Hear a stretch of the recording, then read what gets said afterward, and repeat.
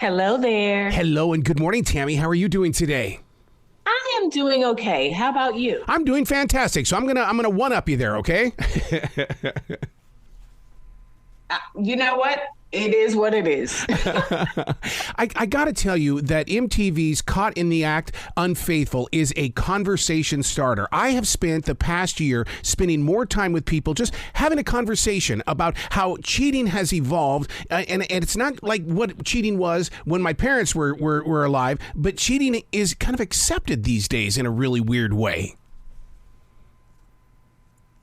Well, the people on Caught in the Act Unfaithful don't seem to think so. I agree with that.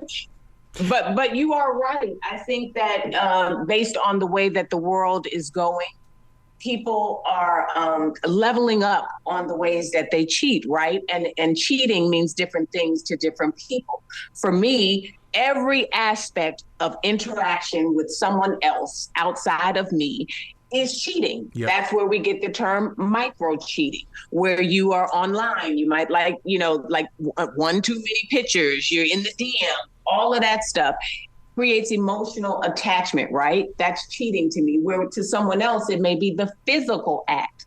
But on Caught in the Act Unfaithful, whatever method you're taking, the people who come to see me are bothered by it and want to know the truth about what's happening in their relationship. Now, I'm going to be honest with you and transparent. I went through this back in the 1980s with my first wife, but when I caught my first wife, I didn't feel anger. I felt relief because I knew in my heart that she was cheating. I just needed to know that it was true.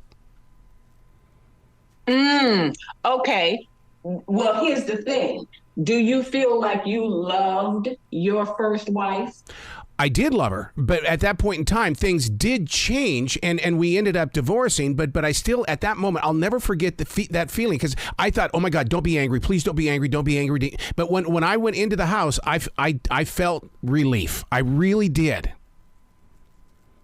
Well, that's a different. The reason why I asked, did you love your first wife, is because usually the first emotion is hurt and pain. Yeah. So there had to be a moment within your relationship where you detached to get to a point of, well, if she's cheating, then I'm going to be able to step away and she can step away and be happy. You had already worked through the process. Yes. Yep. Yeah. Oh yeah. The weeks and months ahead. Absolutely, I was in pain. Correct. So the people who come to see me, they're not there yet. Oh my God. They're still at the beginning stages of finding out. And so there is no relief on Caught in the Act Unfaithful. There's typically it's hurt, it's pain, it's a betrayal, it's you're feeling all the dishonesty. They're dealing with all of that at first, which is why we have the relationship experts as a part of the show to help people navigate their emotions so that they can get to a place at the end of the process of, as you experienced, relief or healing. Mm-hmm.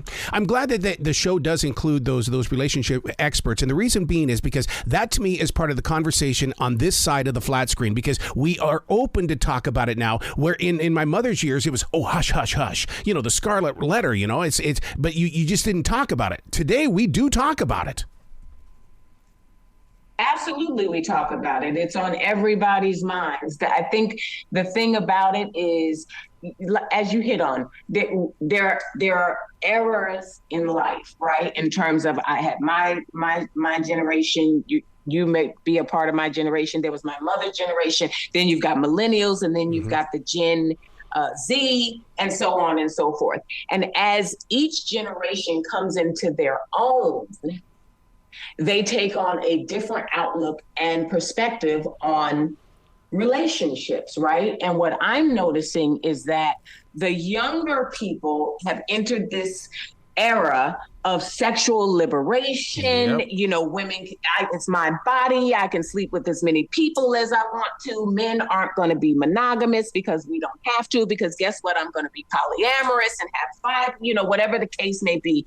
Everybody has a new perspective on what relationships are to them. And that is what has opened up the conversation about cheating, where it being so widespread and so open is because you still have that group of us who come from the day and age where you were supposed to be committed to the person who was committed to you. Yep. And if someone was raised in a household where that's what they saw, that's what they witnessed, then that's what they're going to be expecting. But they may not be in the age group that is honoring that level of thought process. Yep. The show we're talking about is MTV's Caught in the Act, Unfaithful. How do you prepare your own heart when you know that when you're catching somebody in the act, they're going to come up with an excuse? Oh my God, those excuses just burn me. Well, I think, between myself and the relationship expert, we're about having people take accountability. Right. Excuses don't work on us. We want every person that's going through this process to take accountability for the part they played in either the demise or the potential reestablishing of the relationship. I can just see if somebody saw you at the airport, they would probably say, "Uh-oh, Tammy's in town. Uh-oh, she's out to bust somebody." I've actually had that happen. I went to go pick up some food at a restaurant, and people start looking around like, "Oh my God, where the camera's at? Where the camera's at?" I said, "Well, are you doing something that cameras need to be here for? And did you ask me to get involved in your relationship?" But that's the thing, right? Season 1 happened. People didn't really know what the show was about. Season 2, we had an overwhelming amount of people who want to be on the show. Yeah. Because at the end of the day, everybody wants to know that the person that they love does in fact love them. The commitment that they've made to that person, they want to know there's reciprocity in that. And so we were surprised at how many people wanted to be on the show. Thankful. And then we had to get to work and help everybody. And it's a great season. Has there ever been a moment where you go, I don't think this person's cheating. I think they're just being kind of weird, or maybe they're a little odd in a way, but I think they're faithful, but I don't think they're cheating yet, but it may happen. Well, people have come to me with what they feel is evidentiary proof, whether it's a text message, it's a DM, or whatever the case may be.